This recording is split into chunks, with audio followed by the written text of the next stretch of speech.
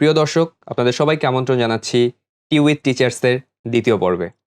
প্রথম পর্ব আপনাদের মাঝে অভাবনীয় সাড়া ফেলেছিল, তাই ধারাবাহিকতায় আমরা আজকে আমাদের আরেকজন প্রিয় মুখ কাউসার ভাইকে নিয়ে আসলাম। কাউসার ভাইকে নতুন করে পরিচয় করিয়ে দেওয়ার কিছু নেই। ভাই আমাদের সবার প্রিয় উদ্ভাস উন্মেষের প্রিয় মুখ কাউসার ভাইয়া, স্টুডেন্টদের একদম জানের টুকরা বলা যায় ভাইয়াকে। সো ভাইয়াকে আমরা সাথে পেয়েছি, ভাইয়ার জার্নি নিয়ে জানবো, ভাইয়া ব্যক্তি হিসেবে কেমন সেটা নিয়ে জানবো, ভাইয়াকে একটু একটু রোস্টও করবো। তো কথা না বাড়িয়ে ভাইয়া, ওয়েলকাম আপনাকে। কেমন লাগছে আপনার আজকে এই শোতে এসে? ধন্যবাদ বাবলা, ভালো লাগতেছে অনেক। মনে হচ্ছে যে ইন্টারভিউ দিচ্ছি, তুমি যেরকম করে প্রেজেন্টেশন নিলে আর কি শুরুর দিকে অডিয়েন্সের উদ্দেশ্যে। আলহামদুলিল্লাহ, ভালো লাগতেছে। ওকে, কালক্ষেপণ না করে ভাইয়ের কাছে আমি প্রথম প্রশ্নে চলে যেতে চাই। আপনারা জানেন আমাদের 3টা সেগমেন্ট। প্রথম segment get to know your teacher.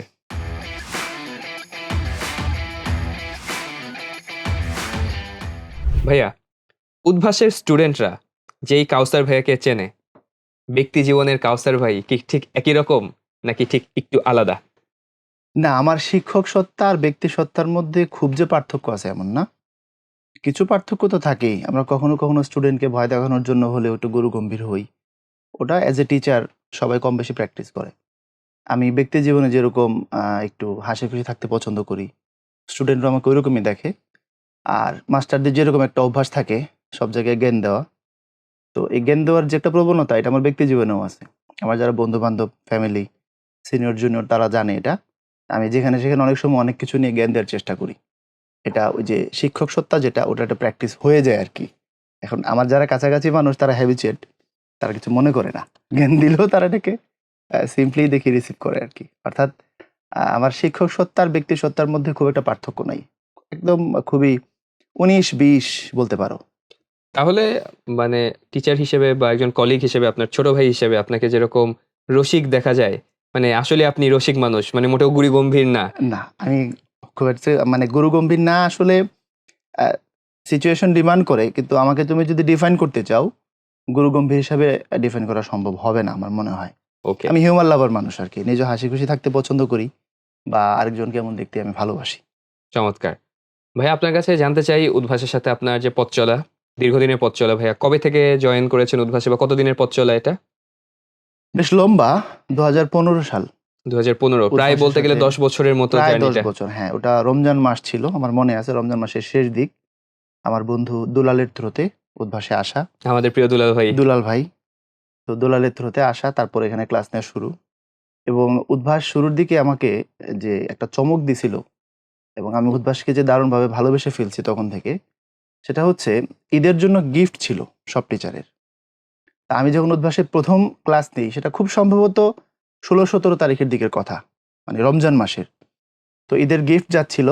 তো ওই সময় আমার মনে পড়ে যে হচ্ছে আমাকে ফোন দেয়া হয়। আমি ২ দিন ক্লাস নেওয়ার পরে আমাকে ফোন দেয়া হয় এবং বলা হয় যে, "আপনার জন্য গিফট আছে। আপনি যদি এসে নিয়ে যান মতিঝিল থেকে তাহলে ভালো হয়।" আমি তো অবাক হয়ে গেলাম যে আমার জন্য গিফট আছে, কিসের গিফট? আমি আনতে যাই, গেলে ওই গিফটটা আমাকে একটা মানে দেয়া হয় মতিঝিল আর থেকে। উদ্ভাসের টিচার গিফট গুলা এত না, এখানে চমৎকার। চমৎকার। আমি একটু জিনিস এখানে একটু এড করবোই আমি ভাবলাম। আমি খুব স্মৃতিকাতর এটা নিয়ে যখনই আলাপ করি। ওটা একটা রান্নার উপকরণ ছিল। খুবই চমৎকার। তো আমি এটা যখন খুললাম, ভেতরে দেখলাম একটা ছোট্ট চিঠির মতো ছিল। ওইখানে একটা কথা ছিল, লিটন ভাই সোহাগ ভাইয়ের পক্ষ থেকে একটা মেসেজ ছিল যে, "এটা সেই পরিবারের জন্য এই গিফট, ছোট্ট একটা গিফট, উদ্ভাস পরিবারের পক্ষ থেকে।" অর্থাৎ উদ্ভাস পরিবারের পক্ষ থেকে আমার যে ব্যক্তি পরিবার, আমার যে ব্যক্তি জীবনের পরিবার, তার জন্য গিফট। যে আপনি যে আমাদের অংশ হয়েছেন, আমাদের পরিবারের অংশ। তো আপনার যে পরিবার তাদের তো সেখানে অবদান আছে আপনাকে এই পর্যন্ত নিয়ে আসার জন্য। সুতরাং তাদের প্রতি কৃতজ্ঞতা আমাদের পক্ষ থেকে। ওই ছোট্ট ২ লাইন নিচে লেখা ছিল যে, "সোহাগ ভাই, লিটন ভাই ধন্যবাদ" আনতে এরকম। ওটা আমাকে খুব আলোড়িত করছিল। তো উদ্ভাস ফ্যামিলির সাথে তখন থেকেই পথ চলা এবং ওই পথ চলাটা এখন পর্যন্ত আছে। আশা করি আল্লাহ ভবিষ্যতে যতদিন সুন্দরভাবে নিয়ে যান আরকি। খুব ইন্সপায়ারিং। তো এই দীর্ঘদিনের পথ চলা, প্রায় ১০ বছরের পথ চলা উদ্ভাসের সাথে, এর ভেতরে সবচেয়ে স্মরণীয় বলবো না, সবচেয়ে মনে রাখার মতো মজার ঘটনা কোনটা? যেটা এখনো মনে পড়লে মুচকি, মুচকি হাসি আসে? এরকম মজার ঘটনা আসলে অনেক। খারাপ স্মৃতি বলতে তেমন কিছু নাই উদ্ভাসে। মজার ঘটনাই বেশি। আবার অনুপ্রেরণা দেয় এমন ঘটনাও অনেক। এটা ১৫-১৬ সালের কথাই হবে। আমি ক্যান্টনমেন্টে জেএসসির তখন যে মডেল টেস্ট হয় ওখানে ক্লাস নিয়েছিলাম কিছু স্টুডেন্টের। আবার 2 বছর পরে যখন এসএসসি মডেল টেস্ট হচ্ছিল, ওরাই আবার ভর্তি হইলো হতো ইয়েতে মিরপুর 10-এ। ক্যান্টনমেন্টের যারা স্টুডেন্ট ছিল জেএসসিতে তারা আবার এসএসসি মডেল টেস্ট দিচ্ছে হচ্ছে মিরপুর 10-এ। তো 10-এ ক্লাস নিতে গেলে ওরা বলতেছে, "ভাইয়া কেমন আছেন? ভালো আছেন কিনা? আপনি তো কাউসার ব্যাপারে ক্লাস করছি।" আর কবে? বলে যে, "জেএসসির সময় ক্যান্টনমেন্টে আপনি আমাদের ক্লাস নিয়েছিলেন এবং এই টপিক পড়াইছিলেন।" জেএসসির ঘটনা এসএসসির সময় বলতেছে 2 বছর পরে। তো এই ঘটনাটা মাঝে মধ্যে আমার মনে পড়ে যে একটা স্টুডেন্ট একবার ক্লাস করলো, 2 বছর মনে রাখলো, কি পড়াইলাম সেটাও বলতেছে সে তার মতো করে। আবার যেমন আমাদের তোহা গত বছর যে মেডিকেলে সেকেন্ড হইলো উন্মেষ থেকে, ও তো ফার্স্ট টাইমে ও যখন ফার্স্ট ইয়ারে ছিল, মতিঝিল উন্মেষে সে কোচিং করছিল। তো সেটা তো আমি জানতাম না। চান্স পাওয়ার পর একদিন সে ফার্মগেটে আমার বলতেছে, "ভাইয়া, আমি যখন প্রথমবার কোচিং করি আপনি আমাকে জিজ্ঞেস করছিলেন মুক্তিযুদ্ধ বিষয়ক একটা কথা, একটা প্রশ্ন যে এই দেশের মানুষ চাই না মাটি চাই। কে বলছিল? আমি পারি নাই। আপনি আমার ধমক দিছিলেন।" তো পরের বছর সে আবার যখন ইন্টারমিডিয়েট পরীক্ষা দেয় তখন আবার কোচিং করে এবং ও তো ব্রিলিয়ান্ট ছেলে, আল্টিমেটলি সে সেকেন্ড হয়। তো এই যে 1 বছর আগে ওরে পড়াইলাম, পরের বছর আবার সে কোচিং করলো। আমি কোন কোয়েশ্চেন তারে করছিলাম, সে পারে নাই তারে আমি ধমক দিছিলাম। ওই ক্লাসের কথা সে মনে রাখছে। স্টুডেন্ট যে মনে রাখে এটাই আসলে আনন্দের। স্পেসিফিক কোনো ঘটনাকে আমি ওইভাবে আসলে রিমার্ক করার আমার জন্য কঠিন হবে আরকি। পুরা ব্যাপারটাই আনন্দের। উদ্ভাস মানেই আনন্দ। আমার মনে হয় এটা। আমি খুব এনজয় করি টিচিংটা। ডেফিনিটলি উদ্ভাসের টিচার হয়ে আপনি অনেক আপনার লাইফটা বেশ হ্যাপেনিং বলা যায়, বেশ মজাদার, সুন্দর, সুন্দর অভিজ্ঞতা আছে। উদ্ভাসের টিচার না হলে জীবনে আর কি মানে আমরা কোন হিসেবে আপনাকে দেখতে পারতাম? খুবই কঠিন প্রশ্ন। লাইফের গোল সেট করা নিয়ে আসলে ওইভাবে যে খুব চিন্তা করা বা এটা করবো, এটা করতে হবে, এই জাতীয় খুব যে চিন্তা ভাবনা করছি এমন না। খুব সম্ভবত আমি টিচারই হইতাম। কোথাও না কোথাও হয়তোবা টিচারই হইতাম। কারণ আমার মধ্যে এটা ছিল অনেক ছোটবেলা থেকেই এটা ছিল। টিচিংয়ের যে ব্যাপারটা আমি যখন কলেজ লাইফে ছিলাম তখন থেকেই পড়ানো শুরু ২০০৭ সাল থেকে। তো হতে পারতো আমি টিচারই হয়ে যেতাম অন্য কোথাও। এটা এখন আমার মনে হয় আরকি পরিণত বয়সের যে উপলব্ধি। আর অন্য কোথাও হইতো কিনা আমার ডাউট আছে। সম্ভবত আমি টিচারই হইতাম। ওকে ভাইয়া। তো উদ্ভাসে আমাদের তো এখন আপনি জানেন, সবাই জানে দর্শকরা যে আমাদের ৮৯ টা ব্রাঞ্চ আছে। আরো ব্রাঞ্চ হচ্ছে যে ১০০ টার মতো ব্রাঞ্চ হয়তো খুব তাড়াতাড়ি আমরা ব্রাঞ্চের সেঞ্চুরি করে ফেলবো যে সবগুলো জেলা পর্যায়ে ছাড়িয়ে এখন উপজেলা পর্যায়গুলোতে আমাদের ব্রাঞ্চ হচ্ছে। সো পুরো বাংলাদেশ তো ঘুরে, ঘুরে ক্লাস নেওয়ার অভিজ্ঞতা আপনার হয়েছে। পুরো বাংলাদেশের টেকনাফ থেকে তেঁতুলিয়া সব জায়গায় মোটামুটি অলমোস্ট। কভার করেছেন। আপনার সবচেয়ে প্রিয় ব্রাঞ্চ কোনটা? উদ্ভাসের সবথেকে প্রিয় ব্রাঞ্চ বলে আসলে আমার কাছে কোনো কিছু মনে হয় না। আমার কাছে ডিপ্লোমেটিক অ্যান্সার উদ্ভাসের দেয়া যাবে না ভাইয়া? না, আমার কাছে উদ্ভাসের সব ব্রাঞ্চই সমান প্রিয়। সমান প্রিয় এই কারণে আমি অনেক স্যাটেলাইট এরিয়া যেটা ওইখানেও ক্লাস নিতে গেছি। আবার রাজধানী শহরেও অলমোস্ট সবগুলো ব্রাঞ্চে আমি ক্লাস নিছি। আমি হিসাব করে দেখছি লাস্ট এই যে যখন উদ্ভাসের ব্রাঞ্চ ৬০ এর ঘরে ছিল ৬৫-৭০ এরকম, তখন আমার একটা কাউন্টিং ছিল। তখন আমি অলমোস্ট ৪০ এর বেশি ব্রাঞ্চের ক্লাস নিয়ে ফেলছি। এর মানে আমি ওই একটা বাছবিচার করে ক্লাস নেওয়াটা এটা খুব একটা করা হয় নাই। এখন হয়তোবা অনলাইন ম্যারাথনের সুবাদে কিছুটা সময় বেশি ম্যাক্সিমাম ক্ষেত্রে বাইরে একটু কম যাইতে পারি। ম্যারাথনে থাকলে তো সবাই আমাকে পায়। এটাই ভালো। কিন্তু আমি যখন রাউন্ডে ক্লাস নিতাম, আমার মনে হইতো যে সব ব্রাঞ্চে আমাকে সমান আনন্দ দিত। এটা সত্যি কথা। এটা কোনো ডিপ্লোমেটিক অ্যান্সার না। আমি সবগুলো ব্রাঞ্চে সমানভাবেই আনন্দ পাই পড়াইতে। নো ওয়ান্ডার কাউসার ভাই কিভাবে স্টুডেন্টদের মন জয় করে নেয় এরকম ডিপ্লোমেটিক কথাবার্তা বলে। যাই হোক ভাইয়ের কথাটা আসলে ব্যক্তিগতভাবে আমিও রিলেট করতে পারি যে প্রত্যেকটা ব্রাঞ্চে গেলে একটা নতুন, নতুন স্মৃতি সৃষ্টি হয় এবং প্রত্যেকটা ব্রাঞ্চে একটা ভালো লাগার জায়গা থাকে। গত এপিসোডে আপনাদের মনে থাকার কথা সিফাত ভাই বলছিল যে কোনো ব্রাঞ্চ আছে যেখানে গেলে আসলে আমি পরিবারের কাছে যেতে পাই। সেজন্য ওই ব্রাঞ্চে যেতে আমার ভালো লাগে। আবার কোনো ব্রাঞ্চ আছে যেখানকার মানে ওই এলাকাটার খাবার অনেক মজা। খুলনা সাতক্ষীরার দিকে গেলে ওখানকার চিংড়ি মাছ খেতে দিবে এই কথা চিন্তা না, করে সিফাত যেহেতু একটু হেলদি মানুষ বোঝা যায় ও খুব খাবার-দাবার খায়। সেই জায়গা থেকে আমি যেহেতু আরেকটু শুকনা। আমিও ফুডি কিন্তু অত যে খাই এমন না। যেখানে যাই সেখানকার খাবার যেটা ভালো ট্রাই করার চেষ্টা করি এবং অনেস্টলি আমি বেশ কয়েকবার কুমিল্লা গেছি হচ্ছে রসমালাই আনার জন্য। হ্যাঁ, ইট ডাজন্ট মিন দ্যাট এটা আমার সবথেকে প্রিয় ব্রাঞ্চ। ওই রসমালাই খাইতে মনে চাইছে দেখা যাচ্ছে একটা শিডিউল ফেললাম দেন আমি একটু কুমিল্লা যাবো। এজন্য আমি কুমিল্লা গেছি আসার সময় রসমালাই নিয়ে আসছি। আর আরেকটা আমি একটু দ্বিমত করব যে স্টুডেন্টদের মন জয় করেছি কিনা জানি না। ডিপ্লোমেটিক কথা বলে যে করছি এমন না। আমি তো তাদেরকে বেশ বকাঝকা দেই তারা জানে সবাই। তারপরেও দিন শেষে তারা আমাকে ভালোবাসে। এটা আমার জন্য প্রাপ্তি। আসলেই আমাদের বড় সবার প্রাপ্তি। প্রিয় কাউসার ভাই। ভাইয়ের জন্য অনেক দোয়া শুভকামনা। এর মাধ্যমে আমাদের রাউন্ড 1 শেষ হলো। Get to know your teacher এবার চলে যাচ্ছি আমাদের সেকেন্ড রাউন্ড, র্যাপিড ফায়ার।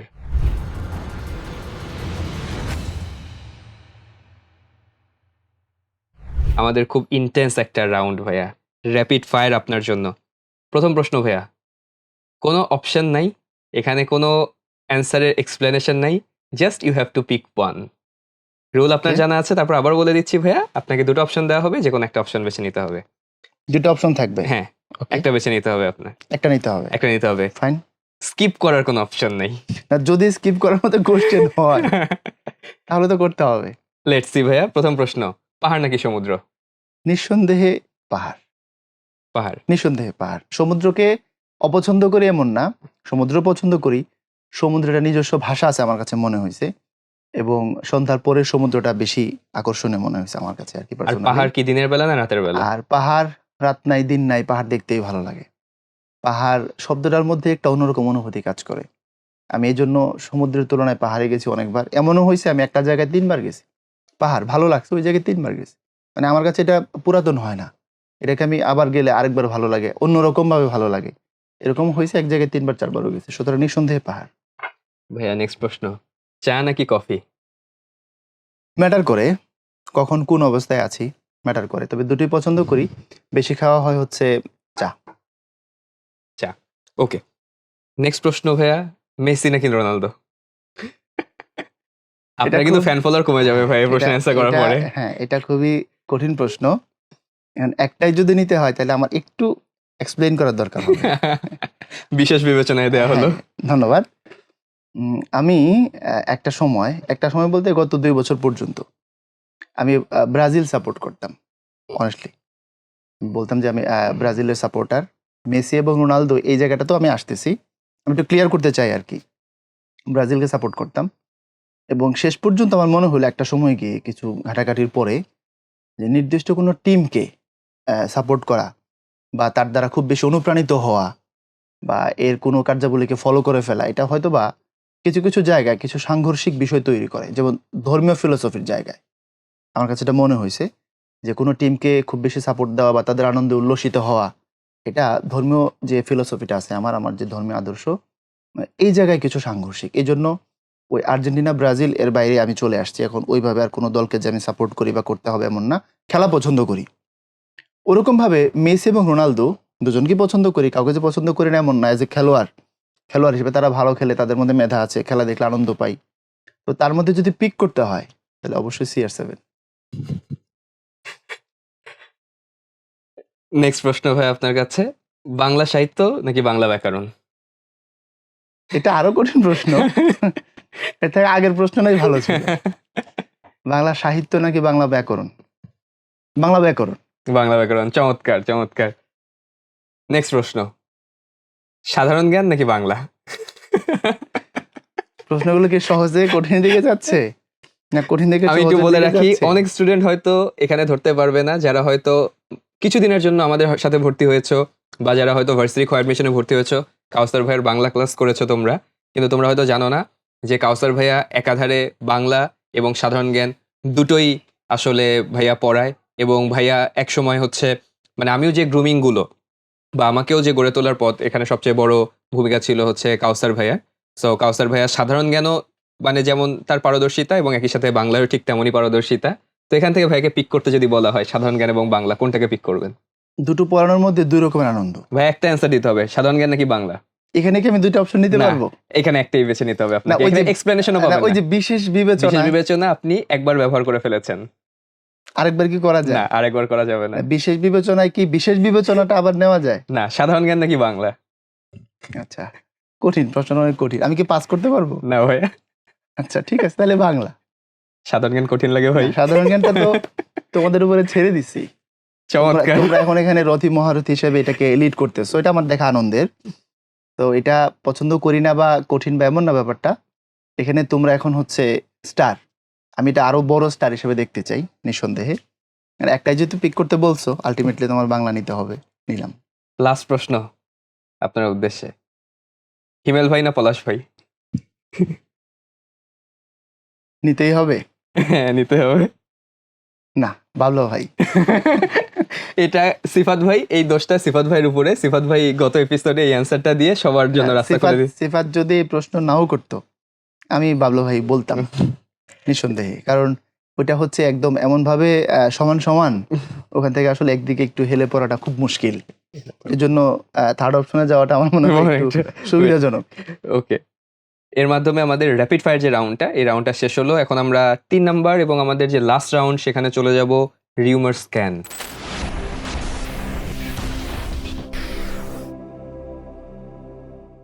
আমাদের টিচারদেরকে নিয়ে অনেক গুজব আছে, রিউমার আছে। অনেক টিচারকে নিয়ে অনেক কিছু শোনা যায়, যে কেউ ক্লাসে টিপিপি বাড়ানোর জন্য একটু জোক বলে, বা কেউ ক্লাসে গান পরিবেশনা করে, এরকম অনেক রিউমার। তো আপনার বিরুদ্ধে শোনা একটা রিউমার যে আপনার নাকি বাংলা সাহিত্য থেকে মমতাদি গল্পটা পড়াতে অনেক ভালো লাগে। না, এটা আসলেই রিউমার, সত্যতা নাই। এটা কোনো ফ্যাক্ট না। রিউমার তো রিউমারই। আর বাংলা সাহিত্য থেকে মমতাদি পড়াতে ভালো লাগে এটা এমন না। সবকিছুই পড়াতে ভালো লাগে, কম বেশি সবই এনজয় করি। এটা আসলে রিউমারই। এখানে খুব একটা ফ্যাক্ট নাই সত্যিকার অর্থে। ভাইয়া, নেক্সট প্রশ্ন, যে আপনি অফলাইন ক্লাসের চেয়ে কি অনলাইন ক্লাসে বেশি কমফোর্টেবল ফিল করেন? অফলাইন, অনলাইন না? জি। নিঃসন্দেহে অফলাইন। যদি কমফোর্টেবলের জায়গা বলি তাহলে তার মানে এটা offline। রুমার যে আপনি অফলাইনে থেকে অনলাইন বেশি প্রেফার করেন না? না, আমি একটু এক্সপ্লেইন করব ১ মিনিটে। অফলাইন ক্লাসে হয় কি, স্টুডেন্ট সামনে থাকে, তাদের সাথে কমিউনিকেট করা সহজ হয়। অনলাইন ক্লাসে যেটা, এটাও তাদের সাথে কমিউনিকেট করা যায়, কিন্তু কখনো, কখনো যেটা হয়, স্টুডেন্ট অনেকে হয়তো আমাকে রিচ করতে পারতেছে না কোনো কারণে, বা আমি তাকে রিচ করতে পারতেছি না। এই কিছু অবস্ট্রাগল তো থাকেই। অর্থাৎ ডিজিটাল মাধ্যম আমাদেরকে প্রচুর সুবিধা দিছে, এটা সত্য। কিন্তু ওই যে একটা কথা আছে বিনয় কৃষ্ণ মুখোপাধ্যায়ের, যাযাবরের একটা বিখ্যাত উক্তি আছে যে, বিজ্ঞান আমাদের দিয়েছে বেগ, কেড়ে নিয়েছে আবেগ। তো বিজ্ঞান বেগ দিছে বেগের জায়গায়, কিন্তু কিছু আবেগ তো তারা নষ্ট করেই ফেলছে, এটা তো সত্য। তো অফলাইন ক্লাসে স্টুডেন্টকে যেরকম করে বুঝাই দেওয়া যায়, ধমক টমক দেওয়া যায়, আদর করে বোঝানো যায়, সেটা তো অনলাইনে সুযোগ থাকে না। তবে অনলাইন আমাদের যে একটা দিগন্ত উন্মোচন করছে, যেভাবে মানে আজ অনলাইনের কারণে আমরা যে এত মানুষের কাছে এতভাবে পৌঁছাইতে পারতেছি, এটা তো কোনোভাবে অস্বীকার করা যাবে না। তো অনলাইনের একটা আলাদা মাহাত্ম্য আছে, অনলাইনে একটা আলাদা হাইট আছে, ওটা ভিন্ন জায়গা। তবে যদি অ্যাজ এ টিচার আমি যদি কমফোর্টেবলের জায়গাটা বলি, তাহলে নিঃসন্দেহে এটা অফলাইন। রিউমার স্ক্যান থেকে আপনার জন্য শেষ প্রশ্ন। অনেক জায়গায় কমেন্টে দেখা যায়, অনেক ব্রাঞ্চে গেলে স্টুডেন্টদের মুখ থেকে শোনা যায় যে উদ্ভাসের যে ভাইয়া আপুরা যারা ক্লাস নেয়, তারা প্রতিটা ক্লাসে অনেক টাকা কামায়, তারা অনেক বড় লোক আসলে, তারা খুব লাক্সারিয়াস লাইফ লিড করে। ব্যাপারটা সত্যতার আসলে ঠিক কতটুকু ভাই? উদ্ভাসের ভাইয়া আপুরা মাশাল্লাহ হ্যান্ডসাম টাকা ইনকাম করে, এটা সত্য। কারণ উদ্ভাস আহ, এই জায়গাটা খুব সুন্দর করে বিবেচনা করে। এটা তো তুমিও টিচার হিসেবে অস্বীকার করবে না, যেহেতু তুমিও ক্লাস নাও, তুমি জানো ব্যাপারটা। তবে এটা যে একদম লাক্সারিয়াস লাইফ বলতে তো আসলে ম্যাটার করে পার্সন টু পার্সন, তাই না? বিল গেটস যদি বলে আজকে আমার অনেক টাকা হারাই গেছে, আর বাংলাদেশের একজন মানুষ আমি যদি বলি আমার অনেক টাকা হারাই গেছে, আমার অনেক টাকা আর বিল গেটসের অনেক টাকার মধ্যে তো আসলেই তফাৎ আছে। আর লাক্সারিয়াস লাইফ আসলে কোনটা, কে কোনটাকে আসলে ডিফাইন করতেছে, সেই প্যারামিটার ধরে বলতে হবে। তো এটা সত্য যে টিচিংয়ের এই যে গ্রাউন্ড, এখানে বাংলাদেশে এই বয়সে অন্য কোনো জায়গা থেকে বা অন্য কোনো প্ল্যাটফর্ম থেকে, বিশেষ করে এই বয়সের যারা আমরা ইনকাম করতেছি টিচারদের মধ্যে যদি দেখি, আমার যথেষ্ট ডাউট আছে অন্য কোনো জায়গা থেকে সম্ভব কিনা। সো এই জায়গা থেকে আমি বলবো মাশাল্লাহ। থ্যাংক ইউ ভাইয়া। এর মাধ্যমে আমাদের 3টা রাউন্ড শেষ হলো এবং আমরা আমাদের অনুষ্ঠানের একদম শেষ পর্যায়ে চলে এসেছি। আপনার কাছে অনুষ্ঠান শেষ করার আগে লাস্ট বারের মতো আপনার কাছে যেতে চাই। এমন কোনো স্মৃতি বা এমন কোনো কথা যেটা আপনার না বলা, এটা যদি আজকে আপনি শেয়ার করতে চান। যেমন অনেক সময় হয়ে যায়, কোনো একটা ঘটনা ঘটেছে কিন্তু কারো সাথে বলা হয়নি, বা বলা হলেও হয়তো ১ জন ২ জন জানে। মানে কখনো মনে হয়েছে যে এই ঘটনাটা ঘটেছে আমার সাথে, যে আমি এটা সবার সামনে বলতে চাই। আমারও ডেফিনিটলি এরকম ছোট, ছোট স্মৃতি আছে। মাঝে মধ্যে আপনার সাথে দেখা হলে আমি বলেছি, বা পরিচিত হিমেল ভাই, সিফাত ভাইয়ের সাথে বলেছি, বা জুনিয়র টিচারদের সাথে বলেছি। এমন আপনার কোনো কথা, না বলা কথা আছে কিনা যেটা সবার সাথে শেয়ার করতে চান? আসলে কি, আমি ওরকমভাবে খুব ইন্ট্রোভার্ট মানুষ না।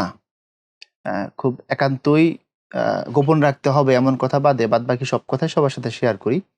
আলাদা করে যে এরকম করে কথা কোনো স্টোর করা আছে যেটাকে বলতে হবে, এমন কোনো কিছু নাই। তবে যেহেতু প্রসঙ্গটা খুব দারুণ, যে আসলে যদি আমি এটাকে একটু কাস্টমাইজ করি, যে আমি আমার পয়েন্ট অফ ভিউ থেকে কিছু বলতে চাই কিনা, এরকম করে কি আমি এটাকে কাস্টমাইজ করতে পারবো? শিওর। ওকে। তাহলে আমার পয়েন্ট অফ ভিউ থেকে যদি আমি কাস্টমাইজ করি, তাহলে আমার স্টুডেন্টদের জন্য আমি এটা বলবো যে তারা যেহেতু তারা ছাত্র বা ছাত্রী, তাদের মূল কাজ হচ্ছে পড়াশোনা। এর বাইরে তার জীবনে যা আছে সবই থাকবে, লাইফ একটা প্যাকেজ। এটা আমি অনেক জায়গায়ই বলছি, অনেকভাবেই বলছি। তারপরেও আমি এটাকে আজকে আবার একটু বলবো, তোমাদের মূল কাজ হচ্ছে পড়াশোনা। এটা ঠিকমতো করো। আর যখন যেখানে ক্লাস করবা, অফলাইন হোক আর অনলাইন হোক, টিচারকে কোঅপারেট করবা। যত বেশি কোঅপারেট করতে পারো তুমি তত বেশি শিখবা। এটা হচ্ছে আমার কথা। যদি আমি একটা কথা শেষের মেসেজ হিসেবে নেই আর কি, এটা তাদেরকে বলতে চাই। চমৎকার, ইন্সপায়ারিং। ধন্যবাদ ভাই আমার আপনাকে। একটা প্রশ্ন আছে, আমি বাবলাকে এই সিটে আর আমাকে ওই সিটে দেখতে চাই, সেটা কবে? এটা গত এপিসোডে সিফাত ভাইও একই ইচ্ছা পোষণ করেছে। তো আমি বুঝছি না যে সবার গ্রাজ কেন আমার প্রতি, আমাকে ওই সিটে দেখতে চায়। ভাইয়া, আমি যদি কোনো অপরাধ করে থাকি ক্ষমা সুন্দর দৃষ্টিতে না, দেখবেন ওই ভাইয়া। যে র্যাপিড ফায়ার বলতে একটা কথা আছে, ওটা ওপাশ থেকে আমি একটু অপারেট করতে চাই আর কি। ইনশাল্লাহ। সুপ্রিয় শিক্ষার্থীরা, তোমরা আসলে আমাকে ওই চেয়ারে দেখতে চাও কিনা, নাকি আমার বদলে অন্য কোনো ভাইয়াকে দেখতে চাও, সেটা তোমরা ডেফিনেটলি কমেন্ট করে জানিয়ে দিতে পারো। আর আজকের এপিসোডটা কেমন লাগলো, কাউসার ভাইয়ের জীবনের কথা, শিক্ষকতা জীবনের কথা কেমন লাগলো, এটা তোমাদেরকে একটু হলেও অনুপ্রাণিত করেছে কিনা, সেটার ফিডব্যাক অবশ্যই তোমরা জানিয়ে দেবে। তো ভাইয়া, আপনাকে আবারও ধন্যবাদ আমাদেরকে আপনার মূল্যবান সময় দেওয়ার জন্য। এর মাধ্যমে আমরা আজকের এপিসোড এখানেই শেষ করছি। সবাইকে আগামী এপিসোড দেখার আমন্ত্রণ জানিয়ে আজকের ভিডিও এখানেই শেষ হচ্ছে। আসসালামু আলাইকুম, ভালো থাকবেন সবাই।